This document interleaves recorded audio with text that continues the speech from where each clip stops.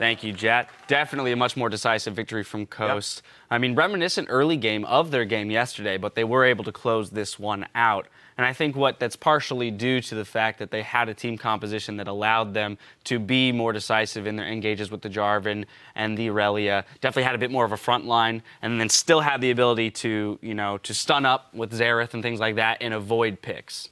Yeah, well, one thing is you've got a comp that does two things really well. This is what I like about having Corki, Janna, Xerath, is you've got this sort of poke pattern you can fall back to, throw out Qs or Rs and solve people up, and you've got this nice holding pattern where progress is made, you don't have to force the issue, which then means when it does look really enticing, you can go and it's probably the right idea. I'm glad that they had these two different ways to play the composition. Yeah, it's kind of a fallback too, because in case Aurelia gets shut down, even though she wasn't this game, they played really well around that and got him fed, you still have a ton of wave clear and siege, so that Aurelia will hit those item breakpoints and scale over Renekton. I do have to give a lot of props to Chris. It was mentioned that he hadn't died yet in the split until the very end. Exactly. As soon as it was mentioned, he dies at the last minute there. But fantastic play out of him and synergy with Impaler. That's great to see that, coming over from EU, they're still able to, build that synergy so quickly. Right, I mean, they've been playing together throughout the expansion tournament. This is a lineup we'd seen for a while, so they had some time off. It's not like the Team Impulse thing where it's literally the first games they're ever playing together, but certainly there's going to be some rust. Hey, they did a pretty good job, so good for that. Yeah, they hadn't been scrimming lately because of the visa things and coming over. But I do have to say, Impaler played really well yesterday and today in terms of his gank timings and his individual skill. Shot calling, maybe yesterday he was really tired. Today, also kind of, you could see he was very sluggish to just kind of drag it out, being like, we are in the lead, let's just sit here in the driver's seat, we can go 10 miles per hour, but we're still going to get there. Yeah, so now let's jump over to the other side of the rift. Let's look at Winterfox there. Definitely today a lot more of the sub-squad tendencies. What we would expect out of a sub-roster. Some more solo QS type plays and things. Well, that's the thing, is they're making all these high-risk plays, and sometimes when you go for the 50-50, you're a winner fox, sometimes you're a loser fox. It just depends on who's there and how aggressive you played. Flares honestly really looked very odd that game. He had played a really controlled game one yesterday. Here, he ults under the turret to take 2 turret shots and walk away, and then is sitting at the front of turret range I can hit you almost, but he's at half HP the entire time. If a counter gank shows up, you're gonna lose. Let the lane push back out to you. Make Aurelia walk up, because she literally cannot see us from range. Make her walk in range of a Lee Sin Q. Actually bait the gank out. A bit over-aggressive for that kind of play, and that's what happens. They beat Gravity because, well, all the ganks worked out. All the roams worked out. Great, a 4,000 gold, let's win the game. Well, these ones didn't work out. Well, welcome to what that looks like. Yeah, and Chris also still had Flash at that time, so he was extremely safe, and he was able to hold on to it even through that gank. I really feel like Flares was playing way too aggressive against the Aurelia, trying to push that lead as Renekton without proper ward coverage around the sides. You can walk up, use all that pressure, and then just pop one into the tri-brush, make sure somebody isn't coming. But it was good on Impaler to play to the aggressive lanes. And it's something that I know he was talking about in an interview that I saw with him, where he was talking about this season is not so much just going and kind of ganking lanes all the time from the side. It's more of playing to your aggressive lanes, or if your lane is pushed all the way up, you sit in the brush and you wait for the counter gank and kind of read it beforehand. So it's not so much forcing the issue. I do have to say, though, that I appreciate the aggressiveness from the sub-squad on Winterfox. Although, as you stated, Freak, unfortunately, they didn't all work out this time, and then therefore you put yourself in a hole as a team that doesn't necessarily have, the synergy or the time spent with each other to operate in a losing scenario. But I do have to say, I love the fact that they had a great counter gank bottom. Impaler even said we weren't expecting Shorter Ace to play that aggressively in the top lane. They had a slight misplay there, and that is what cost them the double kill. But it very well could have turned out in their favor there.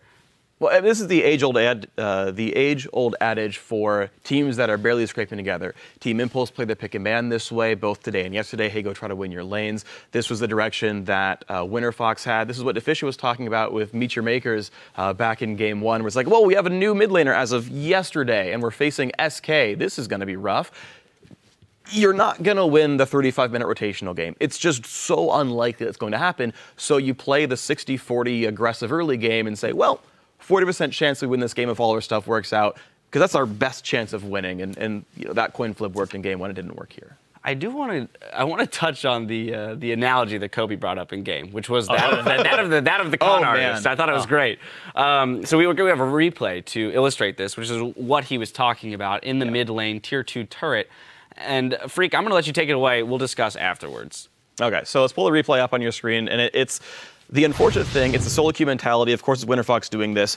Pabelter is trying so hard to keep the team alive. You can see in the bottom corner that they have a deadly sin on the roster. This is a turret that Coast is getting whether Winterfox likes it or not. And Winterfox can choose to give away some kills on top of this, or they can choose to give away the turret and wait around. So roll the clip out, and it's a bunch of heroics. Pabelter is going to go for a wave clear. He can almost get Mad Life by the stun. It unfortunately slightly misses. Glebe shows up. They try again. Oh, look, a knock-up chain. Oh, look, Pabelter got one shot. He's down to 1/3 health. He has to burn flash and heal, but Chris kills him anyway. And they can chase Impaler, and they can get one kill back. But you can't expect to go positive in a fight like this. The turret's already too low. They're ahead of you in gold. It's the standard lemming mentality of, but we don't want to give them that turret for free. But your options are a turret plus 3 kills or just a turret. Hey, they end up blowing pretty much every summoner spell across the board on the team as well. So when you look at then future fights, you're setting yourself even further behind in your ability to maybe make a pick and get yourself back into the game. And so what I want to kind of look at more closely is, from a team perspective, from a shot calling perspective, we need where is the line drawn in which you say we need to give these things up because we are making this game unwinnable. Yeah, it's purely a point of game theory. Aiden, you know that I like to contest for dragons that I shouldn't be, but in general, basically, it just honestly comes down to game theory and thinking quickly. So it's okay, games with a 4,000 gold deficit are hard to win. Games with a 5,000 gold deficit are even harder to win. And that's an example of look, there's no way you win this fight.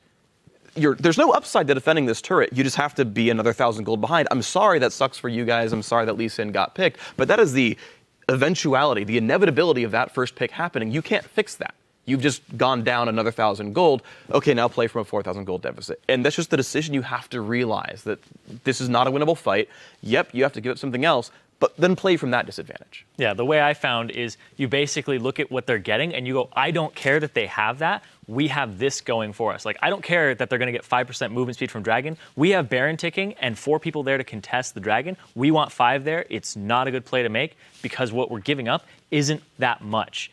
We could trickle in, and then it'd be completely out of hand, and then you gave up 3 Baron buffs on you, gave up 3 kills, then you lose turrets. So just kind of seeing the consequences of your actions before they unfold.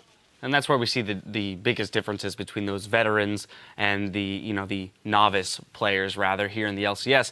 And will these novice teams be able to pick up that? Is that something that can be learned? Yeah, sure. Yeah. Oh, yeah. Well, I'm. Okay. Yes. Great. We answered your question. I also believe it can be learned. Is it something that can be learned over the course of a singular split? At what point? How far down this road do you have to go? Is this something that you need a coach to sit there and remind you of after every game? Oh, let me point this out. This is an instance in which you gave up something more than you needed to. You needed to accept defeat here, and and make your move somewhere else. You needed to pivot, as Irene says, into another positive. Or is it something that you just have to basically get an innate? You have to build your own innate sense of game awareness. Where all right, that is not a net positive for me. If anything, it's a net negative. Let's move elsewhere. Play the game, figure out what everything is worth, have somebody call you on your mistakes, and also, it doesn't have to be a coach all the time. Your players in-game, your teammates with you, can go ahead and check you. I think that's kind of the best shot calling is when there's a shot caller who has almost the decisive call, but then somebody feeding him information and kind of checking him, being that's not a good call, rethink it. Yeah. Right? I'm sorry, finish your point. No, go ahead. It's exactly what Team Liquid does. It's exactly what I Will Dominate said. The coach comes to him and he says, Dominate, you are the main shot caller. You're the guy who makes all these calls, but everyone else feed information, call you on stuff. If you miss something, fix it, right? Everyone else, especially, pay attention. Call him on things when he's oh no, we don't have flashes, don't do this. You're right, sorry. Yes. Exactly the way you should be running a team. I think that is exactly perfect. Team Liquid is suddenly my new favorite team in the NALCS because I think they are so well set up for success on all these different fronts. Yeah, because you don't always know what summoner spells are available. If the support's the shot caller, he's going to be don't have smite, don't have flash, can't contest, things like that. Feeding the information is very, very important. And if you're silent, they're going to have to play off instinct, and you don't always know the ultimate timers. If somebody has ulti in 10, call it and then be all right, we can hold off for 5 seconds before we engage, and then we can start moving towards them and then really start it. the question then is when Winterfox gets their full roster along with their coach, because they're operating without the coach in the country at the moment too, will they be able to patch up those, those kind of holes in the ship as quickly as they need to in order to move up the standings? Now, back over to Coast, though, looking at the fact that they played, rather well yesterday, but then struggled in their late game shot calling, played rather well today.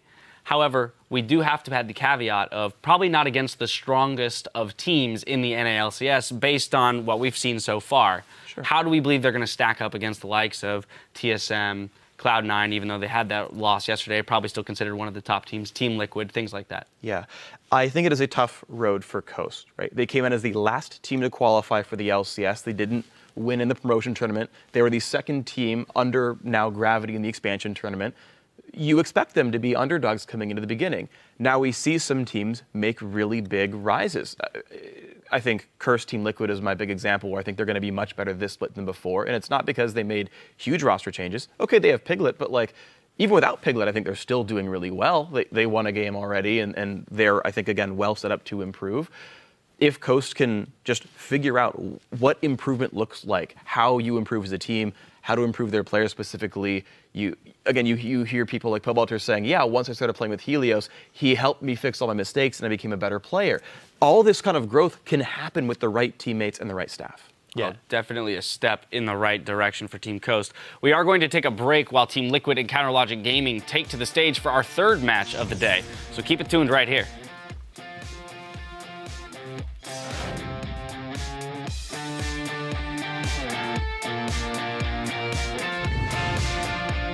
Tracking beacon right now on Impaler.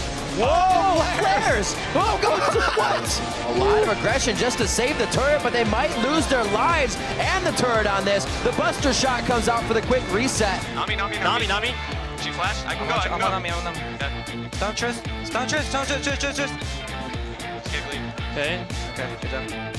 He doesn't get a chance to Zanya's on this one. They obliterate Jez's. He's out for 40 seconds. This is how big Chris is. But congratulations to Team Coast. They do make up for yesterday.